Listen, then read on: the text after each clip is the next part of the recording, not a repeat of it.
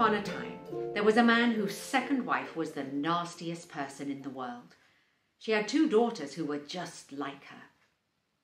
The man had a young daughter from his first marriage. She was sweet and kind, taking after her mother, who had been the nicest person in the world. The second wife and her daughters treated the young girl like a servant.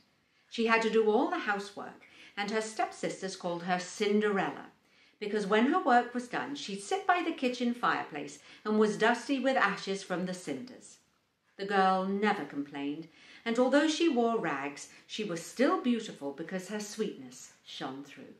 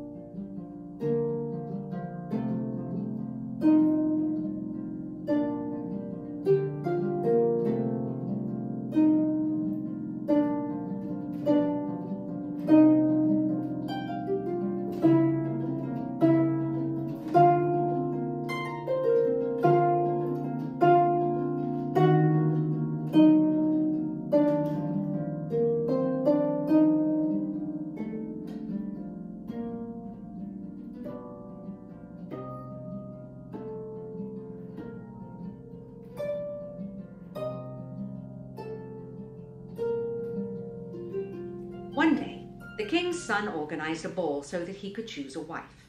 The stepsisters were thrilled and spent ages choosing their outfits.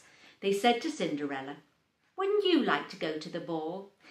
With your raggedy clothes and dirty face, what a sight you'd be." Cinderella did want to go, but she knew there was no chance, and when the big day arrived and the stepsisters set off, she sat down in the kitchen and wept.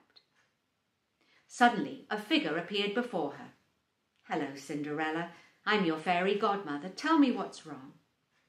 But before Cinderella could speak, her fairy godmother said, "You want to go to the ball, don't you? Well, you shall go, and I will send you. Bring me a pumpkin from the garden."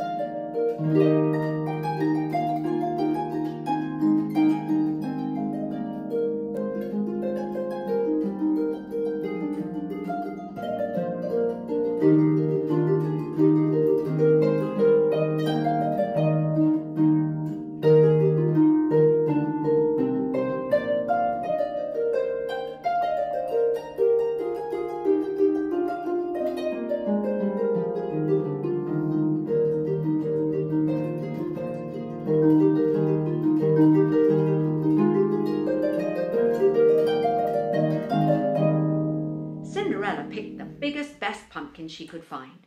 Her fairy godmother tapped it with her magic wand. Bing! And the pumpkin turned into a golden carriage.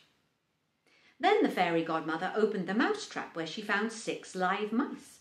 She tapped them with her wand, bing, and changed them into white horses to pull the carriage.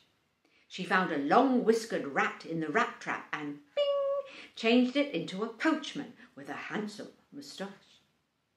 "There are 6 lizards in the watering can," she said. "Bring it to me." Bing! She turned them into footmen. And then with one last touch of her wand, bing! Cinderella's ragged clothes became a lovely golden dress embroidered with jewels. Finally, as Cinderella got into the carriage, the fairy handed her a pair of glass slippers and said, "Be home by midnight. The spell will end at the last chime of the clock." "I will," promised Cinderella, and off she went.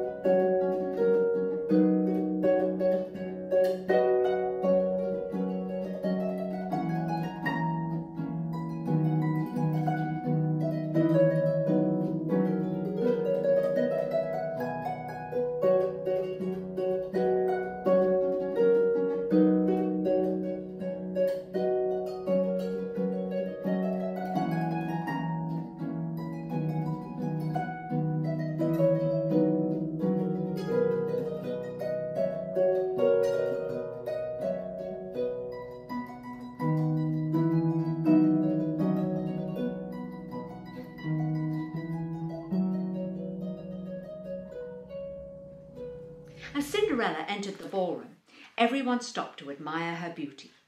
The king's son stared, his mouth open, before rushing over to greet her. He led her onto the dance floor. All the young men wanted to dance with her, but the prince didn't give them a chance. He danced every dance with her. And when they rested, he stayed at her side, and they amused each other all evening. When Cinderella saw her stepsisters, she tried to hide, but they didn't recognize her at all. Cinderella was very happy. Indeed, she was so happy that she quite forgot the time. Suddenly, the palace clock chimed midnight. Bong! At the first stroke, Cinderella sprang to her feet and ran from the ballroom. The prince followed, but he couldn't catch her. In her hurry, she dropped one of her glass slippers and didn't stop to pick it up. She arrived home exhausted. No carriage, no horses, no footman, and dressed in her old clothes. All she had left of the evening was the other glass slipper.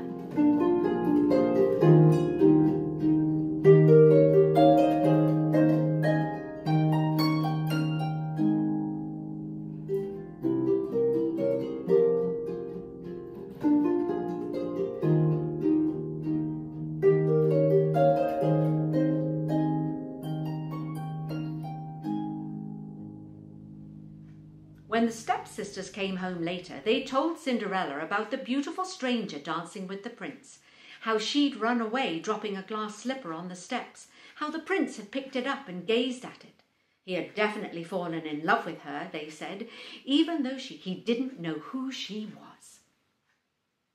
A few days later, the prince announced he would marry the girl whose foot fit perfectly into the slipper. Every girl in the land was given a chance to try it on. It didn't fit anyone.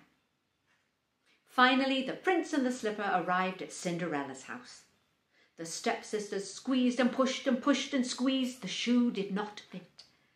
Then Cinderella said, "May I try on the slipper?" Every girl in the land could try on the slipper. Prince's orders. So Cinderella slipped it on, and lo and behold, it fit perfectly.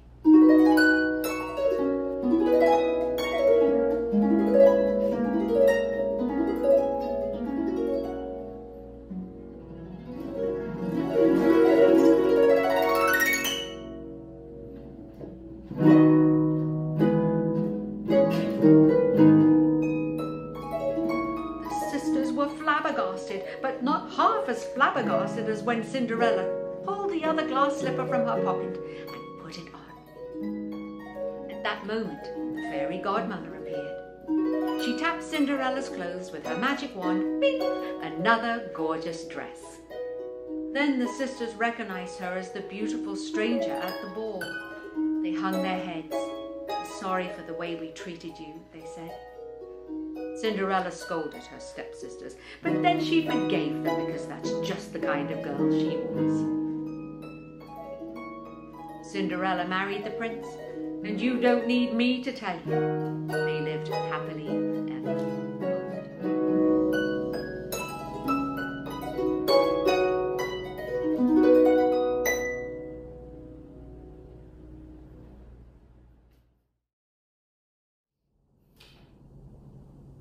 Hi, I'm Elaine, and I am the principal harpist for the Austin Symphony. Now, according to my parents, I wanted to play the harp since I was a very little girl, and I actually started playing the harp when I was 10 years old. I love so many things about playing the harp. I love the way the harp looks. I mostly love the way it sounds. I love the way when I pluck the strings with my fingers, they vibrate to make music. Now my highest strings, when I play them, they vibrate super fast and the sound goes away almost immediately. My lowest strings vibrate so slowly and they vibrate for a really long time.